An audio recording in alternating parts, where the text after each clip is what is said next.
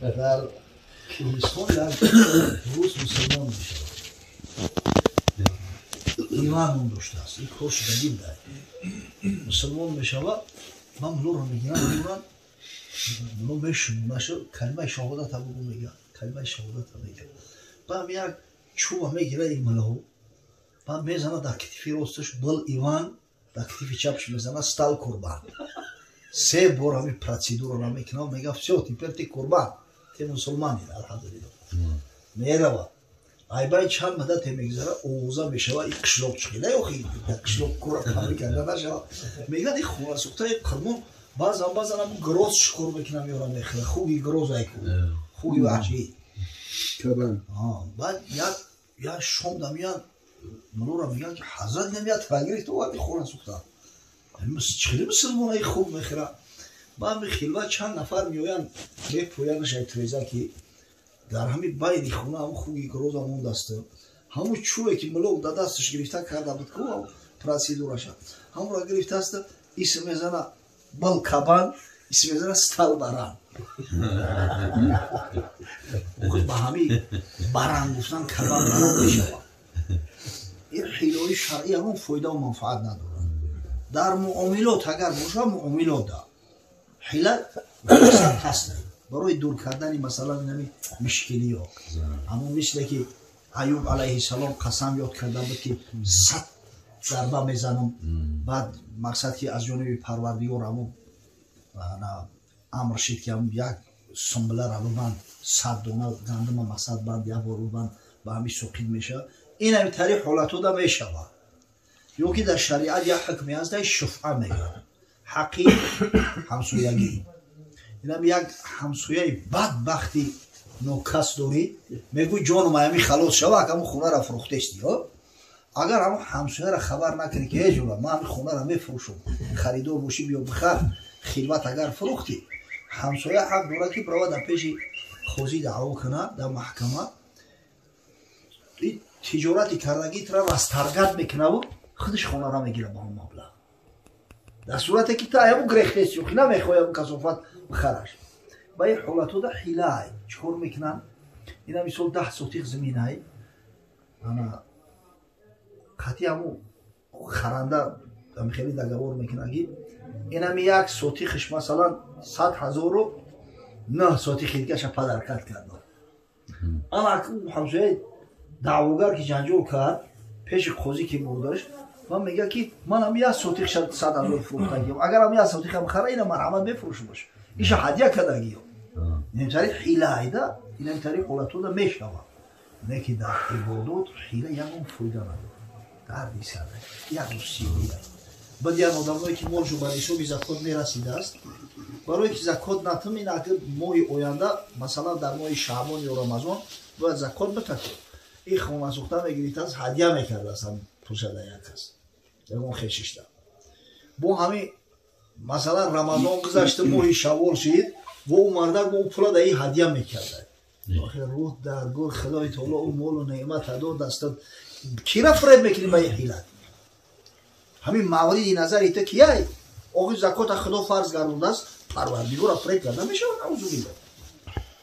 خیلی مردمی بی عقلیم ده پشتی طریق حیله گشتن در کار هیچ معنی را نداره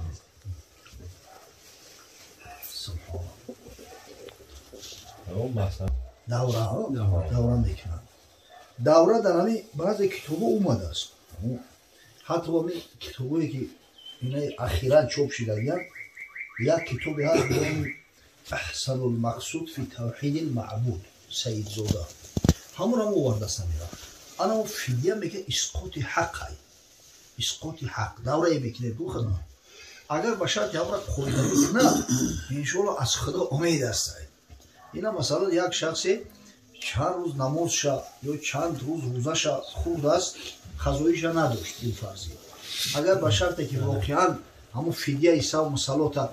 بتن اگر حقیقتا بتن امید است که خدای بزرگ قبولش کنه نه که اوخی حیلوی ما میکنیم معنی نداره 70 دور چرخ بزنونیم مرده که 70 دوره میکنیم هر یک دوره ایش 1 سال фидияи савму салотча дар бар мегира ма мегинан ҳам камбағал ягон 20 сумай 50 сум метан беҳтарӣ намешавад дар сурати қабуле ки ина масалан фидияи савму салоти яксола гуфтем агар дар бораи ҳам табақ маблағ янам фидияи савму салоти яксола бошад тахмин 3.5 тон гандамай фидияи савму салоти яксола инаи пули 3.5 тон гандам дар бораи табақ бошад масалан мега ки ман ҳамин ашёи бешуморо ба шумо бахшидам ӯ ки қабул карда дар кисаашад каштарша нагирӣ ӯ ту бахшидиш ку моли ӯши ӯ метавонад дар кисааш бизанад дига нишонат ната қавлша мекане моли бача 50 даври дигааш мондаи ту чикор мекунӣ ба ҳамин худор ҳамааш кина донор муҳаммадӣ алайҳи раҳмаро ҳамин гапша ман хеле шунидам дар пеши раҳмати муфти пешина гу ақлан ҳамн охирон шаи ку ина халос шид ман пули севдем тон гандама ҳамун фақир ҳамун ина 60 давр кардан хе ҳамун шабу бахшашака не айкиҷо ҳам 50 сумш метана метан ба ҳамин бу меташан дар кисафишу мезанад ин фоида надорад ба фидияи савму салот я чиза бифаҳме ки охи ӯ намоза вақте ки қасдан таркиш намекунӣ пас одаме ки дар амри сараш сар дар саҷдаи илоҳӣ нагзоштааст охи дига чӣ фидия мешава ура агар ҳамин молу матои дунёро ҳамара ки будӣ барои ура дига фидия намешава мусулмон мумкин баъзе намозҳоро фавт кардааст баъзеш фаромӯш шидааст қасд нияташ ҳамин буд ки ман қазоиёша мехонам успет накард мардаки хуб асосан барои ҳамин давра не ҳамин кора ки осона ки ёфтем ҳамин таракае ки фарзи худоае фаризатан мин аллоҳ тарк мекунем ҳамин давраро тарк намекунем абизати набояд ҳамин давраро бикунем мақсад ҳамон тақсими мероси мурда фарзай ҳатман ӯ бояд карда шавад дар бисёри мавридо мебинӣ худоӣ мекунад оли таракаи ҳамон маитамон карда аз барои худо аз моли ӯ вақте мекунӣ моли мушоай дуруст намешавад хурданшам ҳарома ина чизи муҳима ҷиддия ира сахт намегиранд бача ҳамин таракаро давраро карден ё накарден ҳамира беҳад ҷиддии сахт меқапед бисёри ҷавон ҳазирон дар бобати ҳамин тарика гап мезанем ҳамин қамидон ки тақсимот шавад как бояд бахшиш мешавад чӣ мешавад пешаи тақсимот мебахшем дар модармон бахшидем ки дар падармон бахшидем майлиш бабахшам масалан ки тақсимот бар разбор намешавад бешак мешавад як замоне буд ки мардум камбағал буданд воқеан камбағал буданд ҳамин ай падар ҳамин як кулба мебуд ё ягон сар ханаҷина ёхи чӣ доштан ҳамин мардум бечурои чӣ надоштанд хай мегуфтанд ҳамин додари хурдимо ба ҳамин ҳалла фасл мешид мерафт ҳоли иқтисоди бозаргонӣ шидааст мардум сумдор шидагиянд дунёдор шидагиянд ҳастай одамое ки чанд сол шид ки то ҳозира ба ифоқа наомадиянд разбору ҷанҷол байни акаву даруд ҳозира дафтест қасд нияташ ҳамин буд ки ман қазоиёша мехонам успет накард мардаки хуб асосан барои ҳамин давра не ҳамин кора ки осона ки ёфтем ҳамин таракае ки фарзи худоае фаризатан мин аллоҳ тарк мекунем ҳамин давраро тарк намекунем абизати набояд ҳамин давраро бикунем мақсад ҳамон тақсими мероси мурда фарзай ҳатман ӯ бояд карда шавад дар бисёри мавридо мебинӣ худоӣ мекунад оли таракаи ҳамон маитамон карда аз барои худо аз моли ӯ вақте мекунӣ моли мушоай дуруст намешавад хурданшам ҳарома ина чизи муҳима ҷиддия ира сахт намегиранд бача ҳамин таракаро давраро карден ё накарден ҳамира беҳад ҷиддии сахт меқапед бисёри ҷавон ҳазирон дар бобати ҳамин тарика гап мезанем ҳамин қамидон ки тақсимот шавад как бояд бахшиш мешавад чӣ мешавад пешаи тақсимот мебахшем дар модармон бахшидем ки дар падармон бахшидем майлиш бабахшам масалан ки тақсимот бар разбор намешавад бешак мешавад як замоне буд ки мардум камбағал буданд воқеан камбағал буданд ҳамин ай падар ҳамин як кулба мебуд ё ягон сар ханаҷина ёхи чӣ доштан ҳамин мардум бечурои чӣ надоштанд хай мегуфтанд ҳамон додари хурдимо ба ҳамин ҳалла фасл мешид мерафт ҳоли иқтисоди бозаргонӣ шидааст мардум сумдор шидагиянд дунёдор шидагиянд ҳастай одамое ки чанд сол шид ки то ҳозира ба ифоқа наомадиянд разбор ҷанҷол байни ака бодару оди дада фист агар ба шарти ҳамин тариқаи шаръӣ нашава ҳамин корро агар воқеан агар амалӣ накунем дар оянда фитнаҳо зиёд мешавад ҳамин дӯстиву рафоқату хеши таборию силаи раҳима ҳама брида мешавад ҳамин бисёр чизи ҷиддияй ҳамин хосатан ҳамин домлаҳо бояд ҳаминро ҷиддӣ бигирем бачаҳо علمی فرویز چی اندر نیست شرکت اگه تو معین نکنم چی میبخشه هست متاسفانه هستن ملوهایی که میدونن که اونم ترکه نشیده است ایمول همون مایید خراب کردن اینا مردم اونو تاند میروان کتا کتا میخرن میپیشونن میخیزن میروان و فقط پیش خدا پرسیده میشه مولی مشاع چیزی را که تریکه نکردن تو حق مردم چخیل میخری هیچ حق نداره که حق یه را خیر احسان کنه مثلا جدیه نصب یتیم باشه بله خدای نکرده با اگر یکو یتیم باشه آتش جهنم هم میخوره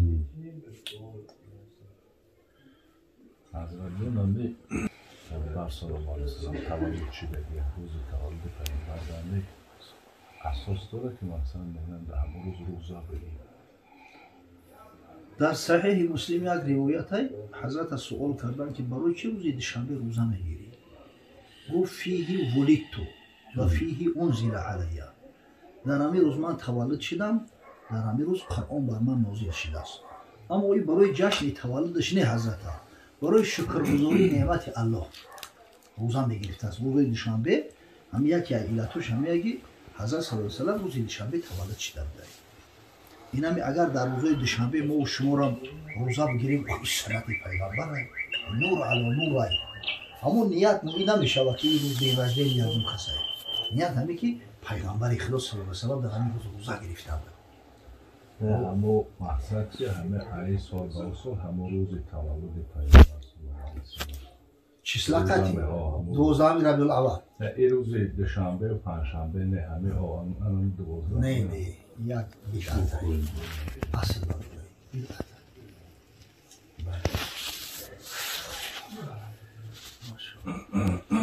مونه بود دیگه بشم تریشید از اگه این 12 هم که میگه تقدیرا نه این 100% نیست اصلا بلوغت مرد صورت های واقعی داره بعد همون مرد باید بولی حکم کنه یکمش وقتی جمال احترامی میشه شیطان فریبش میشه احترامی کشید همین نشونه بلوغ شد اگه از بس که همین بیشتری وقت همین بچه ها در 12 سالگی احترامی میشود ای 12 سالگی پیش همون آبی منی در بدنشون نیسته همین خاطر میگن که مینیموم حدی اقلی با بلاغت رسیدن 12 سالگی هست نگه همین دیاری خدمانده کاری خدای 12 سالگی در خیلی پهلوانی در کار که با بلاغت برسد عادتا سینای 14 در با بلاغت میرسند در خدمت خب نشونه دیگه‌اش اگر به شرطی که زنش داده باشن زنش حامله شود معلوم میشه که آبی منی داشته است اگر کمتری شود و نشونه سومش وقتی 15 را بود کرد اگر به شرط احترامی نشید زنش حامله نشید جوان 15 را که بود کرد به حکم بلاغتش میتونده شریعت فقط سالشماری با سالشماری قمری هست مقصد شمسی نیست در هر 33 سالش یک سال مگرم قش کنی این در این 15 سال مگرم نیم ماه قش کنی چی 6 ماه قش کنی ده این خیلی هست دختر نشانه اولی به بلاغت رسیدنش حیض دیدن دختر وقتی حیض دید حکم شده که این بالغ شدگی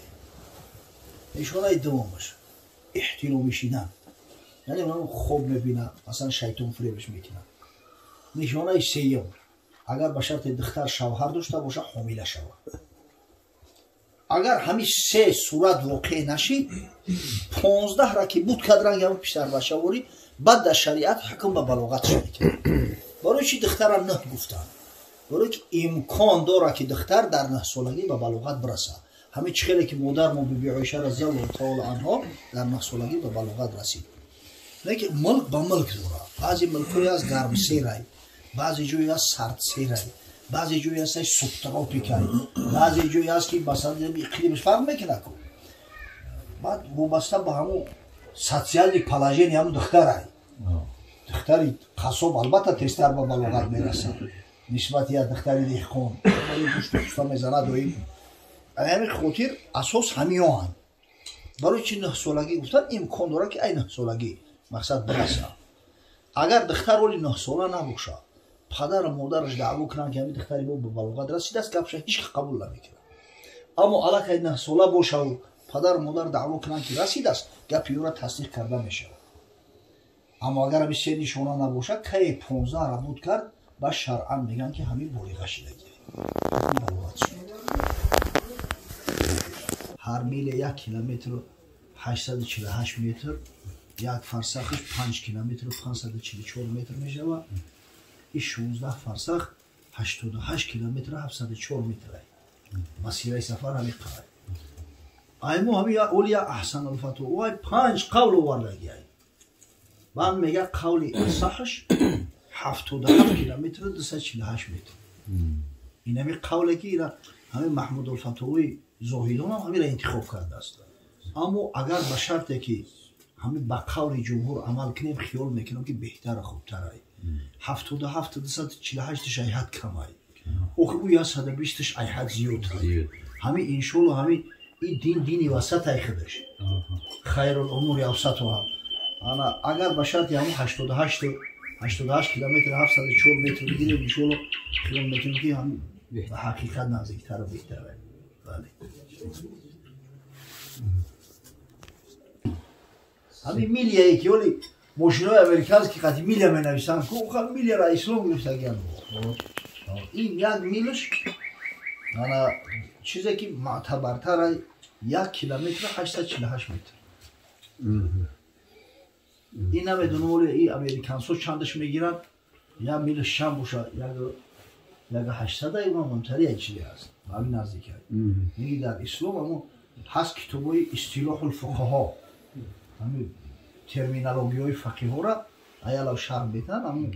اما قول راجح میگن 1 میل 1 کیلومتر 848 متر اون فرسخ 3 میل میشه 3 میلش 5 کیلومتر 544 متر میشه در هر 4 مذهب هم همین حضرت همین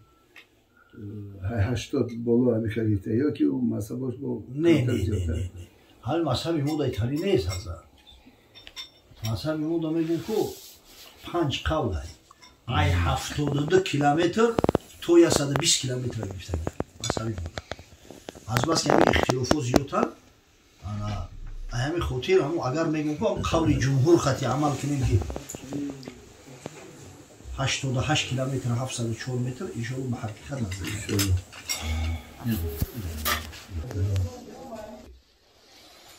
قرض قیامت قبیل موما از پیغمبر روایت میکنه که رسول خدا گفت که حشر کردن میشود گروه علما و گروه زاهدو را البته که زاهدا آدمای پرهیزگار و تقوا دویم و ذکر دویم و طهارت و عمل صالح خب اینا محشور میشوند و گروه علما محشور میشوند